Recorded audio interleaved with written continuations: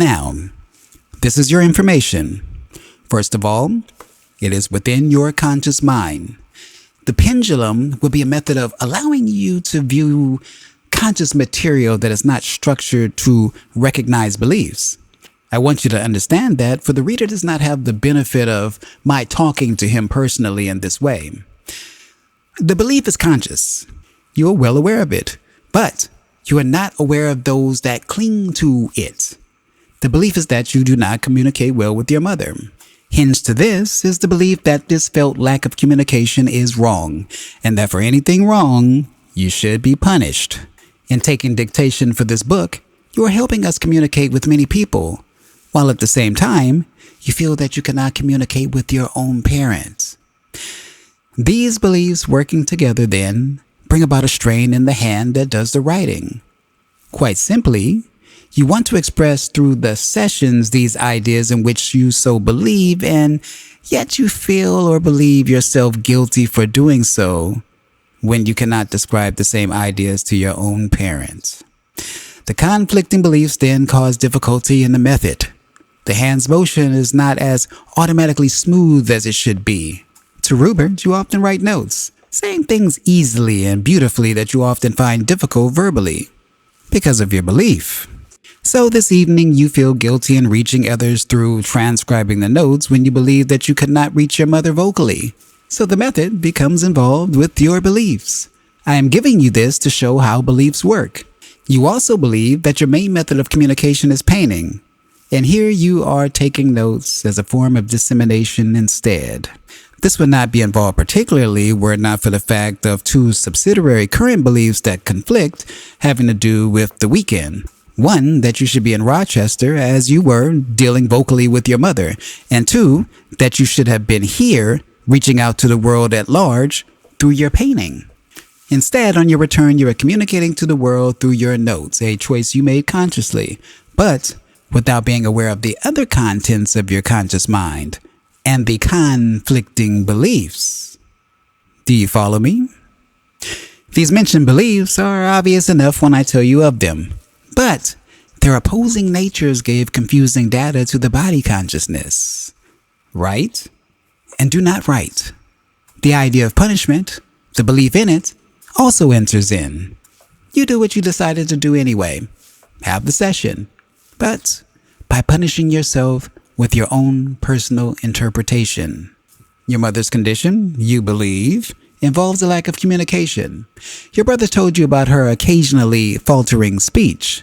Now, your quite conscious interpretation of an apt kind of self-punishment was a lack of hand motion. I'm trying to put this simply so you can follow the connections. Because you believe your method of expression is primarily through your hand in painting, and you believe your mother's to be vocal, you tampered with your hand motion, not, for example, your speech. Can you follow that consciously? Now, various times you made those conscious choices. They escaped your notice, but they existed as conscious points of awareness and choice.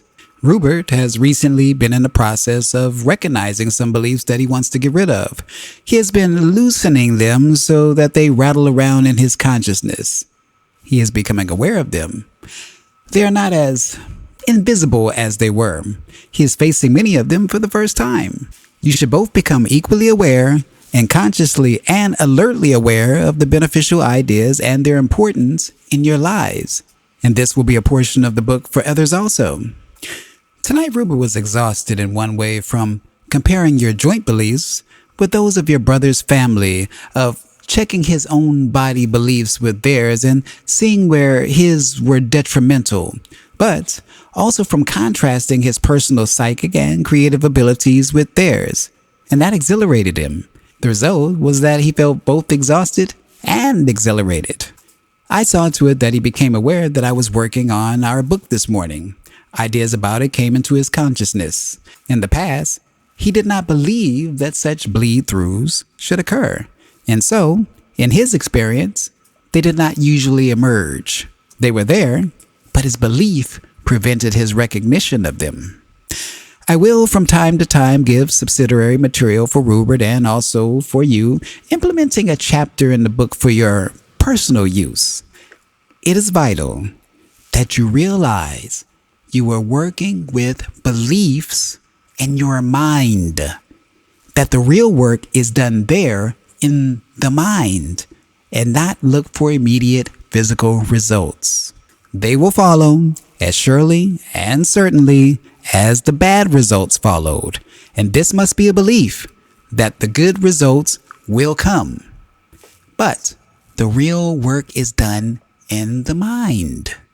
If you do the work, then you can rest assured of the results, but you must not check constantly for them.